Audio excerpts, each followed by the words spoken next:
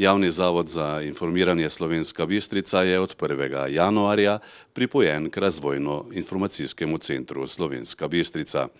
Več o tem, kaj prinaša ta združitev, je povedal Tomaž Repnik, direktor RIC-a Slovenska Bistrica. V dani situaciji, ko pri Javnem zavodu za informiranje ni prišlo do imenovanja vršilca dolžnosti direktorja, so se iskale možnosti, kako to zagato rešiti, in ena izmed potencialnih variant se je ponudila tudi možnost, glede na to, da Razvojno-informacijski center informiranje nosi že v imenu, da bi se Javni zavod za informiranje priključil oziroma pripojil k RIC-u, k Razvojno-informacijskemu centru.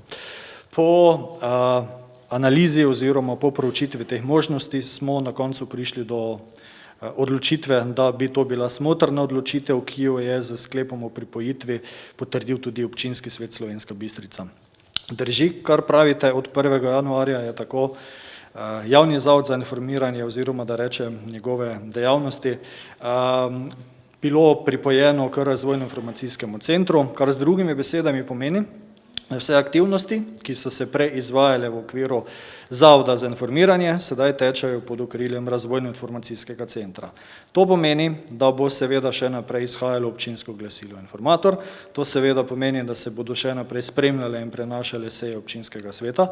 Poleg tega, če rečem, da sta to nekako že najbolj znana in ustaljena paradna konja prejšnjega zavoda in bodo sta tudi zdaj ključni dve dejavnosti, pa iščemo seveda možnosti, kako čim širšemu občinstvu, se pravi lokalnemu prebivalstvu, čim bolj kratko, jedrnato in enostavno predstaviti tudi aktivnosti, dejavnosti, projektne rezultate in druge zanje pomembne podatke, ki se zanje pripravljajo in odvijajo v javnih službah oziroma v javnih zavodih. S tem imam konkretno v mislih.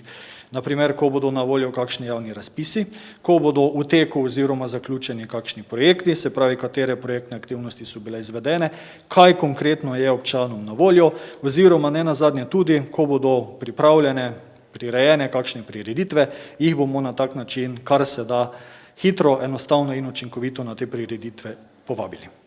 V torek 11. januarja je minilo 19 let od smrti dr. Jožeta Pučnika, enega od idejnih očetov slovenske osamosvojitve. Njegovemu spominu se je najprej dopoldne na pokopališču na Črešnjevcu poklonila delegacija stranke SDS pod vodstvom predsednika Janeza Janše. Janez Janša je ob položitvi cvetja imel tudi kratek nagovor. Med drugim je poudaril, da je Pučnik slovensko zgodovino zaznamoval tudi svojim trpljenjem in žrtvijo. Za to trpljenje dr. Jožeta Pučnika v tistem času ni vedelo veliko ljudi. To je bil gluh čas, kjer to ni odmevalo, ker je oblast neposredno skoraj celoti nadzorovala površino javnega mnenja. Vendar je ravno ta del njegovega življenja v času, ko se je potem vrnil iz pregnanstva in ko je prevzel vodenje Demosa, na nek način omogočilo, da je postal dr. Jože Pučnik tista figura v slovenski takrat še alternativni politiki, ki je bila brezmadežna in ki je bila sposobna združevati včasih tudi velike razlike v egih takratnih voditeljev Demosa. Pravzaprav je bil on edini, ki je lahko prevzel tisto vlogo in to v veliki meri ravno zaradi njegove žrtve desetletja prej, ki je bila pač nesporna in ki je predstavljala v tisti volilni kampanji na prvih predsedniških volitvah tudi zelo velik problem za politične tekmece oziroma nasprotnike, ker nekako niso vedeli, kako ta del njegovega življenja očrniti. Podpredsednica stranke Jelka Godec je zrecitirala pesem Toneta Kuntnerja Zraven sem bil. Zraven sem bil, ko se je svitalo, Zraven sem bil s svojimi sanjami. So dolgo noč sem sanjah govoril, kričal v sanjah, umiral v sanjah, kajti sanjal sem sanje svojega naroda. Z njim sem prisanjal svi tisočletja. Zraven sem bil tistega jutra, tistega dne. Popoldne se je spominu na dr. Jožeta Pučnika poklonila tudi delegacija občine Slovenska Bistrica. Cvetje so položili župan dr. Ivan Žagar ter podžupana Stanislav Mlakar in Žarko Furman. Obnova športne dvorane Bistrica poteka po načrtih, še letos pa naj bi se začela gradnja plezalnega centra tukaj za nami v športnem parku Slovenska Bistrica. Več o športnih naložbah v občini nam je povedal Boštjan Friedrich, direktor javnega zavoda za šport. Ja, kot vidite, so dela res trenutno potekajo maksimalno, seveda gre na roko tudi letošnja bolj mila zima, tako da smo veseli, da vse poteka po načrtih.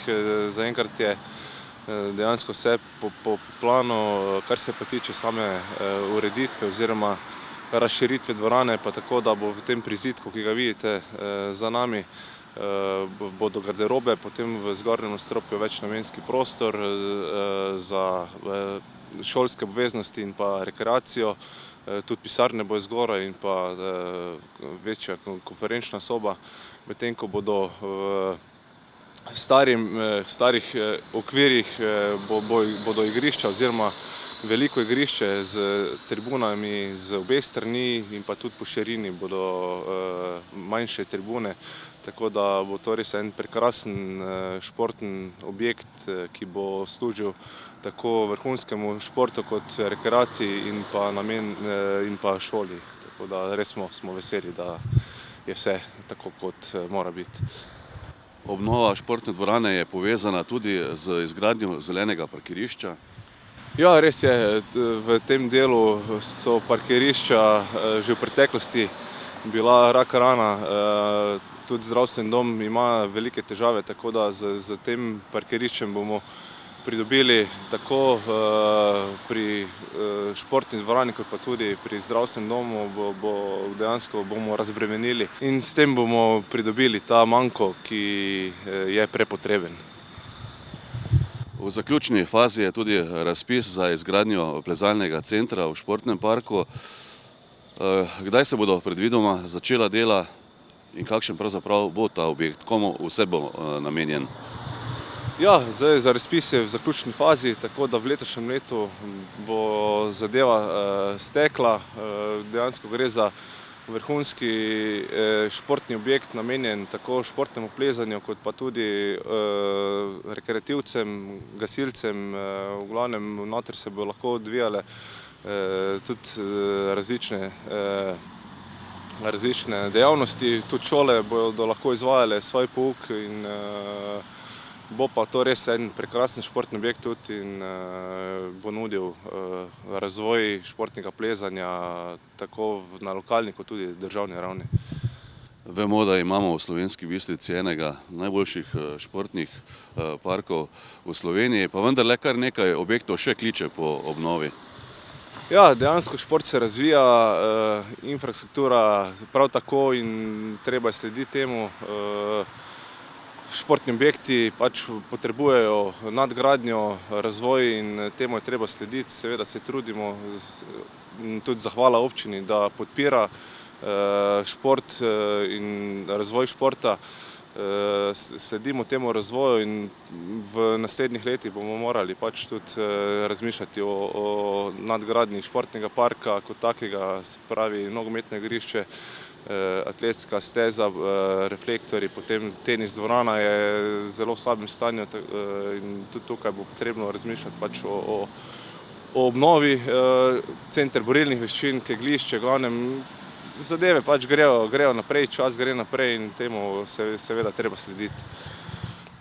Seveda je treba omeniti še stadion oziroma nogometno igrišče. Ja, igrišče tudi dejansko je v takem stanju, da moramo razmišljati o posodobitvi. Tudi nogomet kot tak klub raste in potrebe se dvigujejo. Članska ekipa je tik pred tem, da pride v drugo ligo in seveda s tem tudi se povečujejo zahteve. Tako da delamo na tem in v naslednjem obdobju sigurno je športni park tisti, ki bo pač moral dobiti nadgradnjo. Slaščice, cuker kuhne so od decembra lani na voljo tudi na Partizanski ulici. Več o tem, zakaj se je odločila za novo lokacijo in kaj vse je na voljo, nam je povedala lastnica lokala Pija Debeljak. Prvotni problem, ki se je pojavil na lokaciji na gradu, je bil prostorska stiska v kuhinji. In ko se je v bistvu sprostilo mesto v tem lokalu na Partizanski, sem videla odlično priložnost, da hkrati združim v prostoru kuhinjski in prodajni del, da v bistvu pripravljam v ločenem prostoru slaščice in s tem tudi z večjo kapaciteto prostora zagotovim tudi večjo ponudbo. In tako sem v bistvu nekako pridobila ta prostor, ga preuredila po svojih potrebah in pričela z delom tukaj, pekovskim delom. Tako da v bistvu največji problem, ki je bil, zakaj potreba po še dodatni lokaciji, je izhajala iz kuhinjskega dela. Torej imate tukaj na voljo vso potrebno opremo in pripomočke za peko? Ja, v bistvu dosti več lahko ustvarim v krajšem času, kar se tiče slaščic.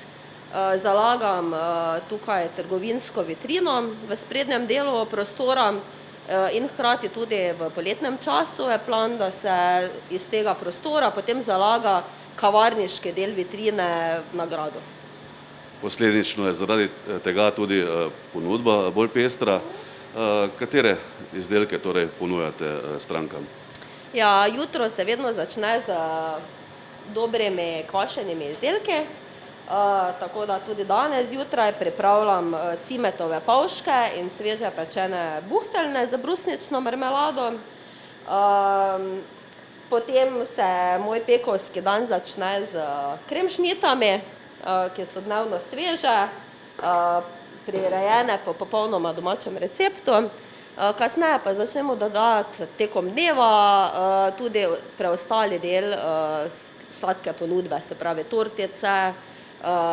Imamo potem tudi posebne svoje te hibridne princeske, čokoladne, polnjene z vaniljevo kremo. V decembru je bila kar pestra ponudba piškotov prav tako. Hkrati pa se čez dan tudi sproti pripravljajo ponudba vafljev in palačink. Tako da imamo prav posebne japonske vaflje z temi mehurčki, reče se jim bubble waffle. Tako da otroci so navdušeni nad njimi, jaz pa tudi. Kaj pa sestavine? Sestavine so trenutno, tiste bazične so precej iz lokalnega okolja. Zdaj v tem zimskem času sadja ni kar precej na razpolago, tako da te lokalno, koliko se uporabi, se lahko jabolkom. Tako da tudi priključimo v to našo arašidovo tortico z jabolkom. V planu je tudi, da pričnemo z tedensko ponudbo štrudljev. Čakamo na april, maj, da začnemo lahko z jagodami. Ste zaenkrat zadovoljni s prodajo? Kakšen je odziv strank? Ja, odlično je. Tukaj je zelo frekventna lokacija. Pridobila sem ogromno novih strank, stare se vračajo. Na gradu je v bistvu res idilično okolje, vendar tistega trenutnega, ne ponudi trenutnega klika po povpraševanju, kar pa ta lokacija omogoča. In kdaj je ta lokal odprt? Kakšen je urnik? Zjutraj, od ponedeljka do petka odpiramo ob 7, pa zapiramo ob 5 popoldan. Ob sobotah pa pričnemo z delom ob 7 in zaključimo vikend ob 12. Od aprila naprej pa znova tudi v gradu? Ja, ko se bo temperature malo bolj stabilizirale, ko bo prijetne posedati na zunanji terasi, ker zaradi trenutnih razmer in majhnosti prostora ne dopuščam možnosti sedenja v grajskem stolpu, predvsem iz preventivnih varnostnih razlogov. Takrat, ko bo pač možno posedeti na terasi, ko bodo prve temperature začele prijetne prijetne postaje za posedeti, takrat pa se seveda lokacija na gradu ponovno odpira.